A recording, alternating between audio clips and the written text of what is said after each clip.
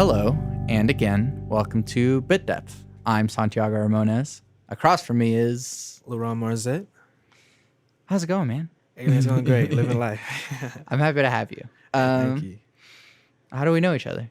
Worked together at H&M. And when you told me you had a podcast, I was like, yo, that'd be a great opportunity to just talk to you. Have a good time.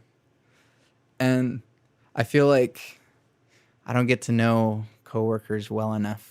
So Yeah, I feel that, yeah. So who are you? What do you do? Well, like I said, my name is LaRonn Marzett. I am an actor, an aspiring actor, writer, producer, director, just film enthusiast. Yes, I say it. Yeah, film enthusiast. I love creating, man. So as of right now, I'm working at H&M at Coral Springs Mall. Come up and see me. Say hi. I'm friendly. No, but I'm just a creator. I want to leave my mark in Oklahoma and just be able to go out, and show people that it's possible. You know, if you have a dream, and just live my dreams and live my life to the fullest. Yeah. So whenever you think Oklahoma, motion pictures is not exactly the first thing that comes to mind. So do you want to stay in Oklahoma as you continue to progress, or is it just going to require you to move to like Atlanta or LA or whatever? Yeah, my thing is it's gonna require me to move. I'm thinking about I'm iffy, you know. I'm 50-50 with LA and Atlanta. I don't want to lie. I'm kind of leaning more towards Atlanta right now. But I know I got to move out there to get my start, you know, because that's where the industries are. But eventually, my future goal is to move back to Oklahoma and bring a studio back here to give people opportunities here that they don't have, you know. So I just want to be able to put people on and give them a platform to succeed in Oklahoma because we don't have stuff like that, you know. Yeah. But I feel as if that is a great way to start something huge in Oklahoma for creators and just aspiring artists. Yeah. What made you want to be an actor, creator? Well, let's say which of these things are your main thing, and what made you want to do that? My main thing is acting. Yeah. I love acting. I was acting since I remember. Well, let me go all the way back to like I think second grade when I did like a little play for my elementary school. You know, I had like a one-liner, but I remember that one-liner, it made people crack up laughing. I can't remember what the line was, but it made people laugh, you know? So I was like, that's great. Kind of took a step back from it, you know, elementary I was a kid, you know, just having fun. Then middle school came around, I was like, I might as well just give acting a try. I've been doing it ever since. And I think in 7th or 8th grade, it clicked and I was like, yeah, I want to do this, you know? I'm gonna do this for the rest of my life. And ever since then, I've just been going hard at it. Yeah. So with that start, what is your favorite movie? Man, my favorite movie. At least right now, let's say. Yeah. I might have to go with Quentin Tarantino. What was his... Quentin Tarantino, Pulp Fiction. I was getting that vibe. Like before you answered that question, I was like, I'm thinking Pulp Fiction. Yeah, that's what it is. Yeah, I love it. Just the way he did the story, you know, because it's like it starts from the end of the movie. Yeah, it starts with the oh my gosh, it starts like the ending of the movie is the beginning of the movie, you know, and just how it all pulls together over time, and like you connecting the pieces, it's like a puzzle, you know, and finally when stuff clicks together, you're like, oh shoot, like. This dude has a great mind to think that way, you know? The fact that he put that all together like that. And then the shots are just amazing. And the acting incredible with Samuel L. Jackson, John Travolta. And it's just mind-blowing. Right. And he always makes his films to be like, they're more dialogue intensive. They show more like a play rather than like a film. Yeah. I love the fact that... because Samuel L. Jackson had that huge, you know, monologue at the end. And it was like the fact that how it connected and how it showed his character arc, you know, but it also got the audience thinking like, what the heck, what's going to happen next? You know, just the writing is insane. And the fact that he could have not only the audience thinking, but making us wonder like, what are the characters thinking? Right. So, yeah. What is your sort of pie in the sky like role to play? Pie in the sky role. I want to do a biopic. Cool. You know, Yeah. of either an artist or like a musical artist or a another actor. Yeah. Like my favorite actor is Denzel Washington, you know, Right. or even like Michael B. Jordan Yeah. or Childish Gambino. You know, those are like just the fact. I know with Michael B. Jordan, I have to like bulk up, you know, and then I feel like a true actor doesn't have boundaries. You know, he'll go out of his comfort zone, and I would be like out of my comfort zone to like work out nonstop like that. Yeah. And just like with Childish Gambino, it would be like just to get creatively thinking, you know, so I could get into his mindset and play him as real as possible. Yeah. So yeah. Acting is kind of a very glorified role in our culture, but I say this as a musician as well. So it's like, what makes acting important? Ooh, makes it important. It tells stories. You know, if you don't act well enough to tell the story, then no one's gonna believe that story, and then it throws off the whole film. You know, and if you're trying to tell a story of 9/11, you know, or what's like the Oklahoma City bombing, Right? You know, something monumental like that, and the acting is off, they're gonna be like, wow, this is a horrible movie. This is a horrible way to, you know, show the past events that have happened, and people aren't gonna really like it, you know? Right. So acting is just, you have to portray the characters well enough that people are like, wow, this is a true mark of history. Yeah, yeah. What makes a good film? Oh, it takes so much to make a good film. Yeah, in my opinion, it's not only the actors, but the crew, you know, and including with the crew involving the director, the right. Sound design man? Yeah. Man, I don't know how to say, you know, boom operator, you know, the lighting, gaffers, just everyone on the film. It has to have a good screenplay. You know, if you don't have, my feel is if you don't have a good director, you don't have a good film at all. You know what I'm saying? Because if you can't direct the actors in the right way, then the actors aren't going to be able to give their full potential.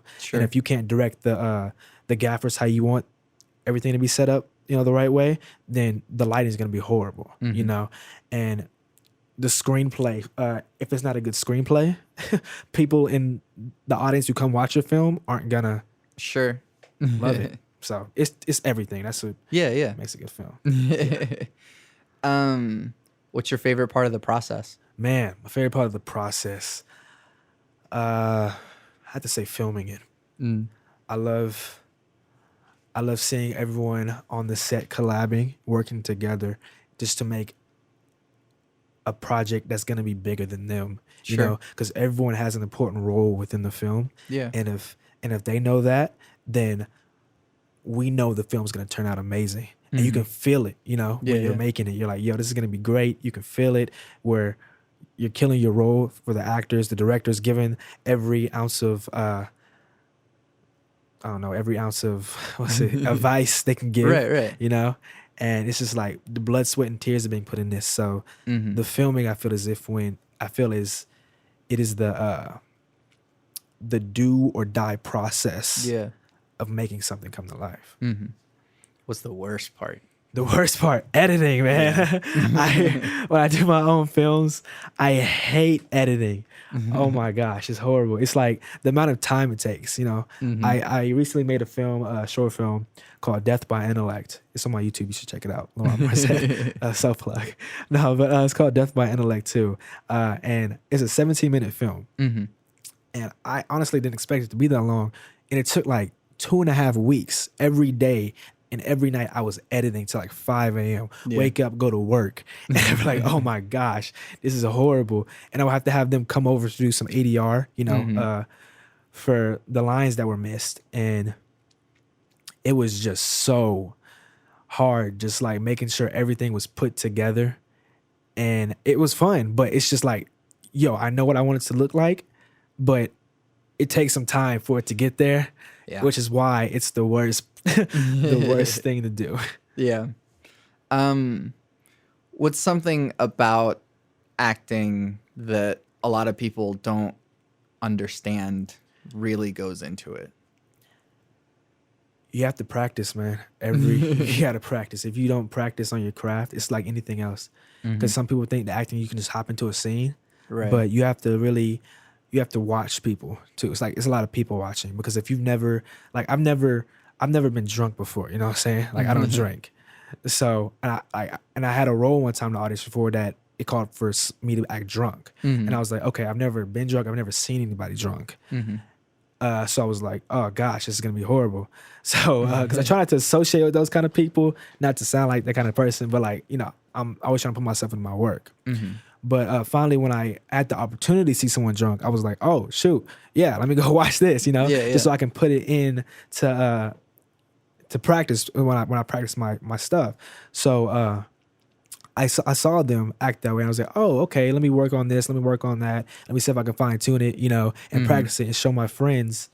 Let me show my friends, see how good it looks. And it's just the amount of practice that you have to put into it is what takes the most time. It's what takes the process. It's a process. Yeah. But it's just a learning experience all over again. Yeah. Who are sort of, I mean, you also mentioned Quentin Tarantino, but who are your biggest heroes in film? Like director-wise, actor-wise? Director and actors. Okay. Directors, I want to say, Quentin, Spike Lee, Ava DuVernay. She made Selma. And she's currently making a movie called Central Park 5. There's another director, Ryan Coogler. Yeah. Black Panther. Yeah, it's amazing. And he also did Fruitvale Station. Crazy. Creed. And Creed, yes. Actors, I want to say Michael B. Jordan, Denzel Washington. Let's see, Samuel L. Jackson, and Will Smith. Yeah. Gosh, I look up to those dudes like, oh my gosh, they're like phenomenal, acting wise, and then directing wise. I look up to those people like, I wish I could work like them. They have like a work ethic that I feel like no one else has. And I feel as if I try to put myself into their mindset and work as hard as they do, then hopefully my dreams will come true as well. Yeah. So, do you spend a lot of time in the audition process? I know that we're in Oklahoma and there's a lot less to audition for, but yeah, there's a lot of there's auditions. You just have to find the audition, Right. So it's like, I have an agent here, so I get auditions, and sometimes I know I'm gonna get called into the audition, and sometimes I know I'm not, because like it'll call for like a white family. I'm like looking for a son. I'm like, oh, okay, well obviously I'm not gonna get that. Sure. But honestly, like yeah, like when an audition comes my way, I practice nonstop for it. I try not to think too much about it though, because I know like if you think too much about the acting, it's gonna be overacted and it's not gonna seem real. But I just try to memorize the lines as best as I can and take my time, and just when I go in there, do the best I can. Because honestly, it's not up to you, what I'm saying, to get the part. It's up to the cast and director, it's up to the director to see what they're looking for. And if you don't get it, then just move on. There's more auditions. Yeah. It's life, man. I feel like I should acknowledge the fact that you are a Black actor. Yeah. And so how is that sort of distinct in being, I don't know if that makes a difference in Oklahoma, or if it, if you get treated differently. What is it like being a Black actor? Man, it's funny because I feel as if there's like 3 Black actors in Oklahoma. You know what I'm saying? It's so limited, but it's a good feeling, the fact that because every other black person in Oklahoma wants to do sports, you know, or wants to either do sports or be a rapper. So I'm like, I feel as if I'm diversifying our culture, you know, out here, and just trying something new. And it feels good because the fact that I'm directing, you know, editing, writing, and acting in my own stuff, and for other people's stuff is like, yo, it can happen for anyone. Yeah, you know. yeah. And so people that come to me that are black actors, that want to be black actors, I'm like, yo, you can do it. Just put your mind to it. Put your head down and work. Yeah. You know. So. And that's something that I've noticed with you is that you're just constantly doing it. And yeah.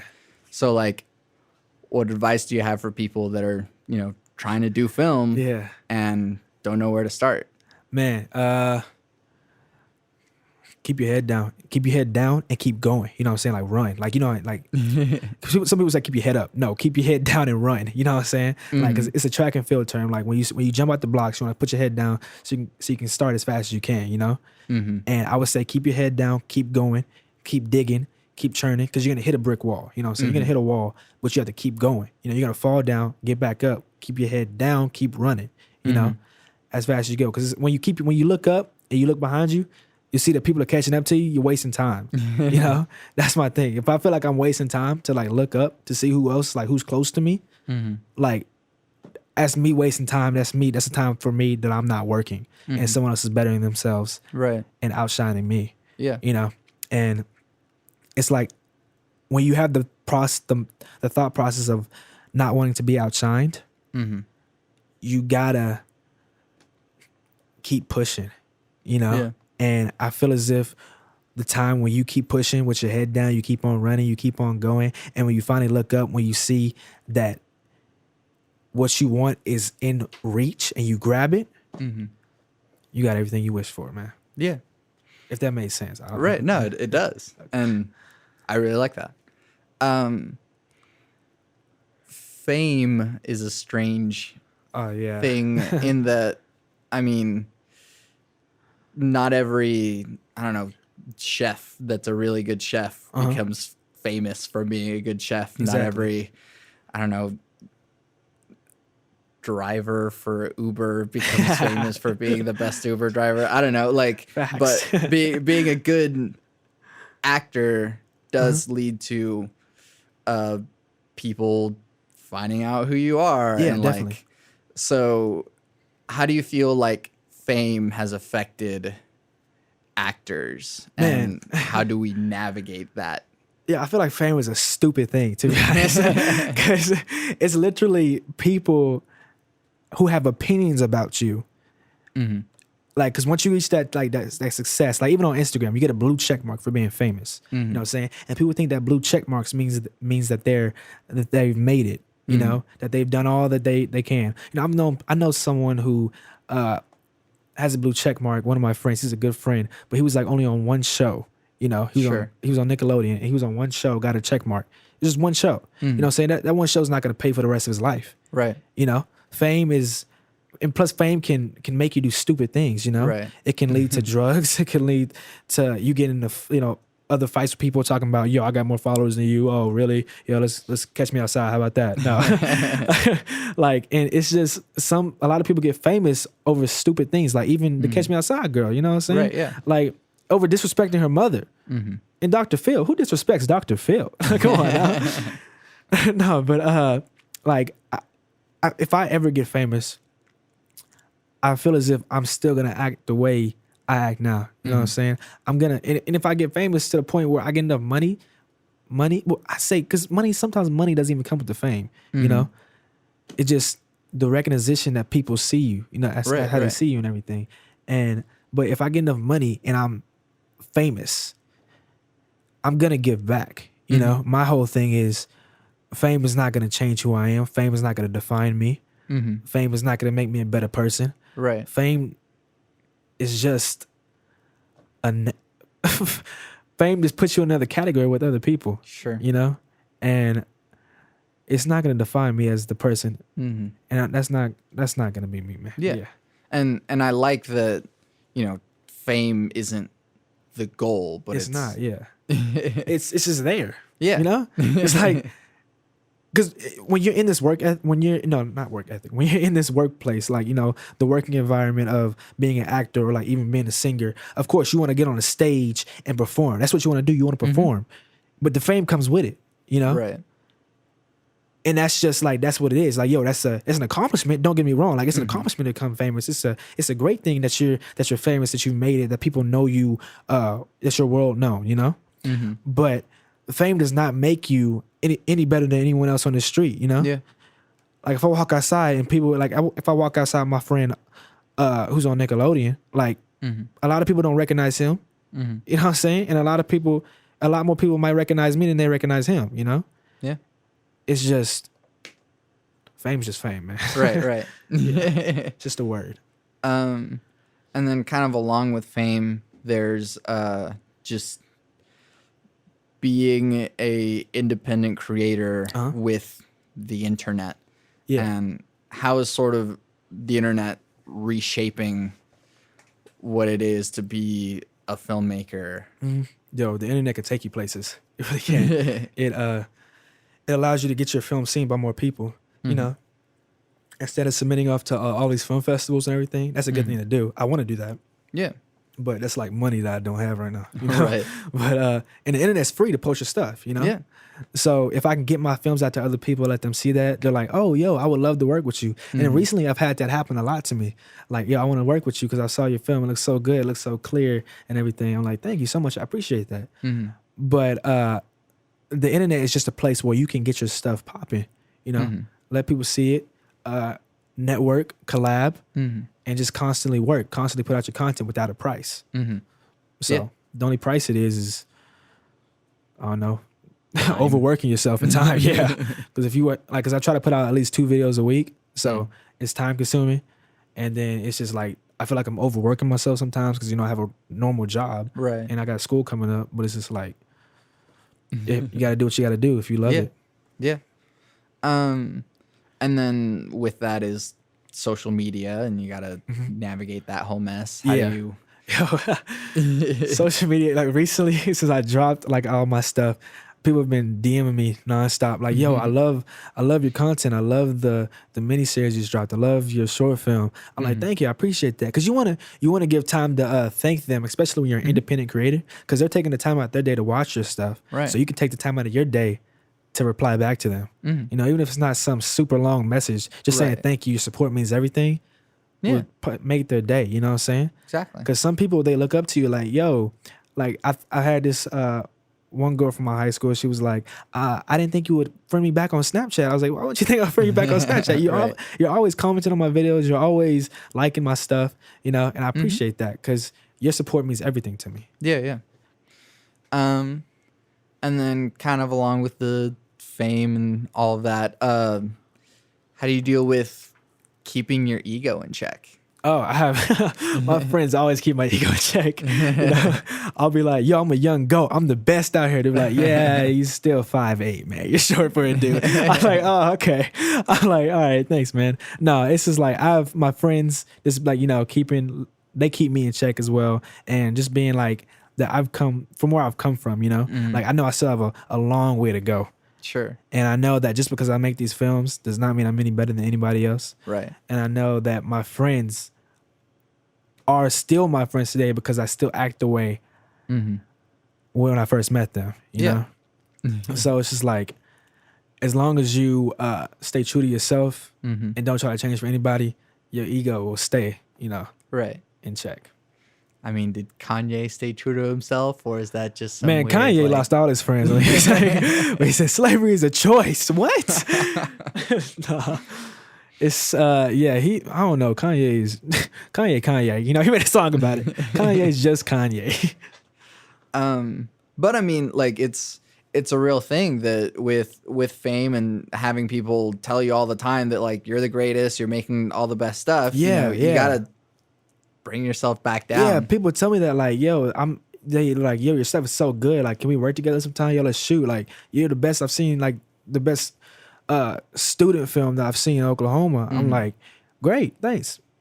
There's other films out there that that's just an opinion, Like my film may not be as great as somebody else's in somebody else's opinion. Sure. And I feel as if my films aren't as great as some other films. I'm just like, okay, I'm just creating this to create, Right. If you like it, you like it. If you don't, you don't. But that's just my mindset. And I don't feel as if my ego needs to rise because all these people are saying, yo, your film's amazing. Yo, you're the best filmmaker out here. Nah, I'm just a filmmaker, man. I'm just a creator. Right.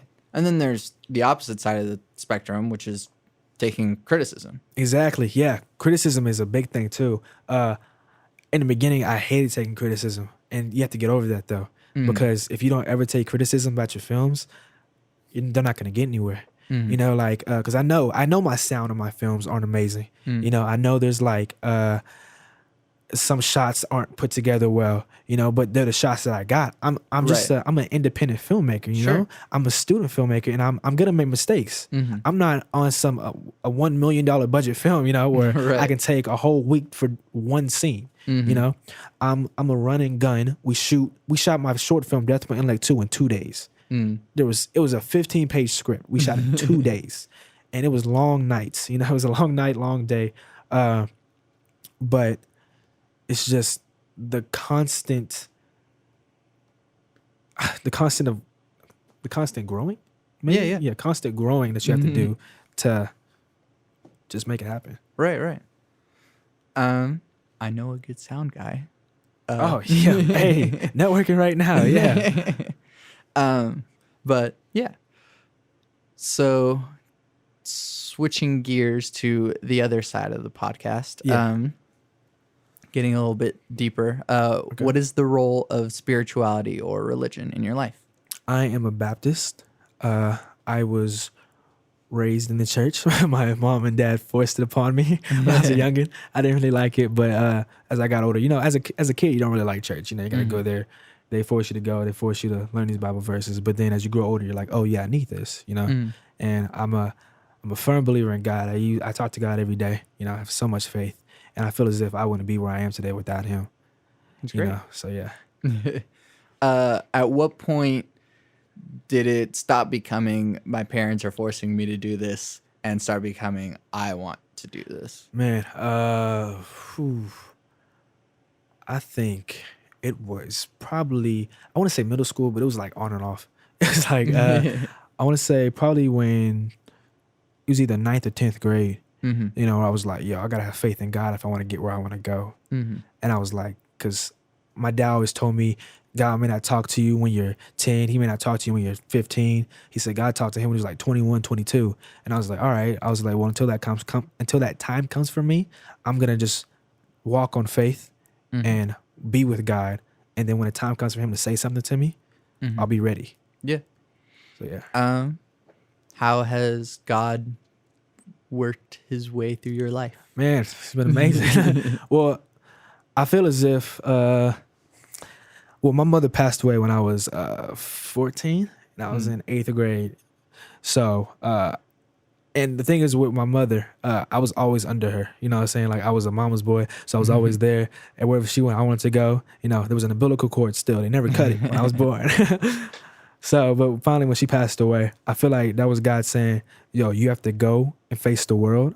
You can't let her shield you any longer, know? If you want to do this, because even with acting, it goes back to it. Like, I cannot have her holding me back or holding me down. I have to go, and I have to be by myself in rooms. I have to understand that the casting directors just want me. My mom can't be there holding my hand the whole time while I'm in the casting room auditioning. So like, I have to just go out in the world and just face it straight on. And because if you're scared of something, you're not gonna get over that fear until you face it straight on. Yeah. And so at that point, I was like, okay, God, I feel like you're moving me. You're telling me to do something, and this is what I want to do. And so finally, I just went straight on with it. And I was like, I put all my faith into God. He's carrying me. But yeah, I'm there. I always make myself ask these questions because they're straightforward for me. But so what is your definition of God? My definition of God? Provider, caregiver, Definition. What's another word I can say? The one and only, the Father, the Omega, the Alpha.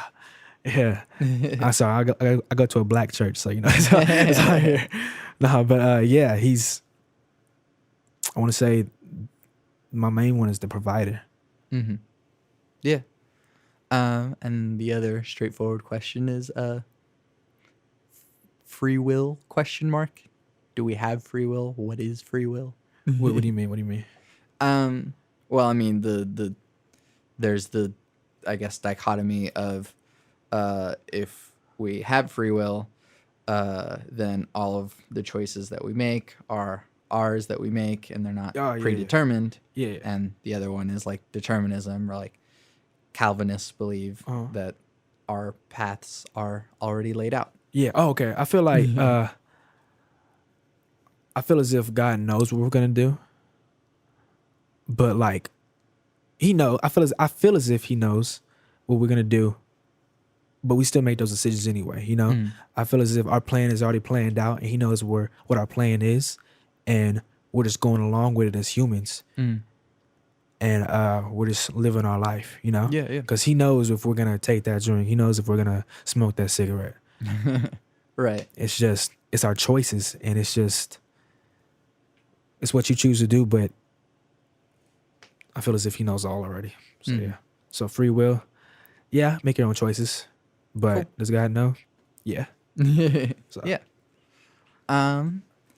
In a world, or at least in this country, that is so socially divided, politically divided, racially divided, how do we reduce this rift that is come between everyone? We gotta love one another, man. And I feel as if there's not much love going on anymore. I feel as if it's just we're, especially with the police brutality, the hate against Trump, it's just, not to say that we should side with Trump, but I'm saying that Right. that just the hate that we give towards them, this infuses more anger inside of someone else to make them, clash, which makes it a bigger problem. Right. How do we show love towards one another? Man, you have to just, when someone says something negative to you, or someone calls you out on something, you just have to take it and be like, okay, yeah, that might be true, or that might be false, but and just be like, okay, I'm just going to turn the other cheek, Like, don't get me wrong, if someone punches me in the face, like, I'm not going to be like, yo, why the heck you punch me in the face? Punch me in the face again. No, I'm not going to do that. I'm going to, if someone punches me in the face, be like, yo, like, you gotta chill with that, dog. Like, this is not, like, I'll mess you up. Like, don't punch me in the face. Like, that's just like, hand, like, that's violence right there. But like, if someone just like says verbally, like, says something negative towards me, I'm like, okay, you gotta check yourself, and then just turn the cheek and walk away. I'm not gonna allow someone else's actions determine my outlook. How do you make yourself a better person each day? Man, I constantly try to check up on people, just to see how they're doing. I constantly try to call people, constantly try to work, and if whether it be film or editing my films or just going to acting, and just finding out something new every day. If you find something new about somebody, and then like, well, the thing is, like, if you call someone and no one called them that day, you're the only one that called up on them, like checked up on them, then they're like, oh, they care, Right, yeah. And as long as you care about someone and check up on them, I feel as if you're making yourself a better person, because you're showing the thoughtfulness in your heart. Yeah. And then I think I have 2 more questions. All right. What advice do you have for people? In life, or? Yep, in general. Man, just live life, man. Like, don't worry about your future too much. Your future's gonna come here. Don't waste your time, worrying about what's gonna happen this time, what's gonna happen that time. If I worried all the time about what auditions I was gonna book, what auditions I wasn't gonna book, I would never have any fun doing what I'm doing. You gotta enjoy the process, because if you don't enjoy the process of life, or even filmmaking or acting, singing, dancing, if you don't enjoy the process of getting better, there's not going to be any fun. Right. And then my usual last question, cake or pie? Cake or pie? Yeah. Yo, I am an avid, I love me some strawberry cake, man. I love it to death. So I had to say cake. All right. Yeah. This is the first cake I've had in a while. So. Oh, shoot. Cake is always the best. Somewhere Sable is cheering. LaRonn, thank you for doing this with me. Hey, thank you for having me. Plug your stuff. Oh, plug my stuff? Oh, Yeah. yes. Waiting for this all night. My YouTube channel, you can follow me on YouTube. Actually, subscribe to me on YouTube is the right term, at LaRonn Marzett. You can check out my short films that I make, like my new ones, Death by Intellect 2, and my new miniseries that I just dropped called 90.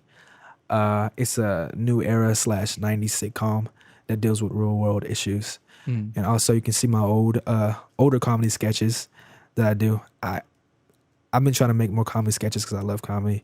But yeah, and I'm also I don't know. I'm doing a comedy show. Oh, cool. Yeah, I'm doing a comedy show, improv comedy show. It's called We're All Mad Here. It's with a group called The Space. Pretty dope people, and it's August 24th or 25th, I believe. It's one of those days. Check out my Facebook, LaRonn Marzett. You'll see it there. All right. But yeah. Well, sweet. Again, thank you. It's always a lot of fun.